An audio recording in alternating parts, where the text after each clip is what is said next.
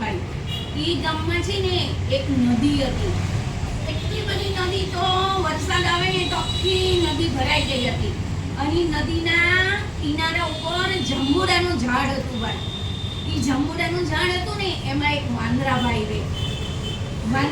વાંદરાભાઈ રહે અને નદીના કિનારે જાંબુડાનું ઝાડ, નદીમાં એક મગરભાઈ રહે અને નદીના કિનારે ઝાડ ઉપર એક વાંદરાભાઈ રહે. કે મગરભાઈ રોજ નદીમાંથી બહાર આવીને ઝાડવા નીચે ઊભા રહે.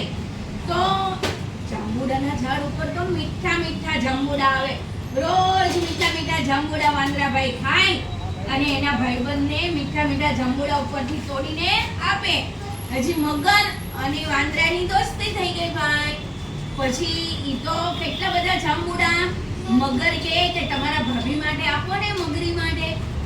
તો વાંદરાભાઈ તો આટલા બધા જાંબુડા તોડે એટલે મગરભાઈ એની પીઠ ઉપર એની મગરી માટે નદીમાં લઈ જાય.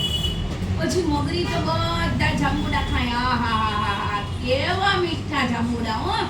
પછી મગરી શું કે મગરને કે આટલા ગળ્યા મધ જેવા જાંબુડા વાંદરાભાઈ ખાય છે તો એનું કાળજું કેવું મીઠું થઈ ગયું હશે. મગરને કે મારે તો વાંદરાનું કાળજું ખાવું છે હો ભાઈ.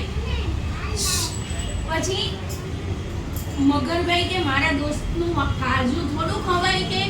તો મગરી કે તો હું રીસાઈ જાઉં, હું તમારી જોડે નહીં બોલું, મારે તો તમારા દોસ્તનું કાળજું જ ખાવું છે. એનું કાળજું બહુ મીઠું હશે હો ભાઈ. રોજ રોજ મીઠા મીઠા જાંબુડા ખાય ને એટલે. હજી તોય મગરભાઈ તો ગયા નદીમાંથી આમ બહાર આવ્યા, ઝાડ નીચે ઉભા રહ્યા. વાંદરાભાઈને કે વાંદરાભાઈ આજે છે ને તમારી ભાભીએ તમને જમવાનું નોતરું આપ્યું છે હો, તમારા મારા ઘરે જમવા માટે આવવાનું છે. તો વાંદરાભાઈ તો હૂપ થઈને નીચે ઉતર્યા. પછી મગરભાઈને શું કે મને તરતા ન આવડે હો ભાઈ, હું નદીમાં કઈ રીતે આવું. મગરને તો તરતા આવડે એટલે એ તો તરી જાય. તો મગર શું કે તમે મારી પીઠ ઉપર બેસી જાઓ એટલે હું તરું ને એની જોડે જોડે તમે મારી જોડે મારા ઘરે જમવા આવતા રહ્યો. મગરભાઈ તો એની જોડે જોડે ગયા હો ભાઈ વાંદરાભાઈ તો. પછી અદ્ભુત નદીમાં પહોંચ્યા ને ત્યાં શું કહે છે ખબર છે મગરભાઈ કે તમારું કાળજું છે ને. વિડિયો બંધ થઈ ગયો.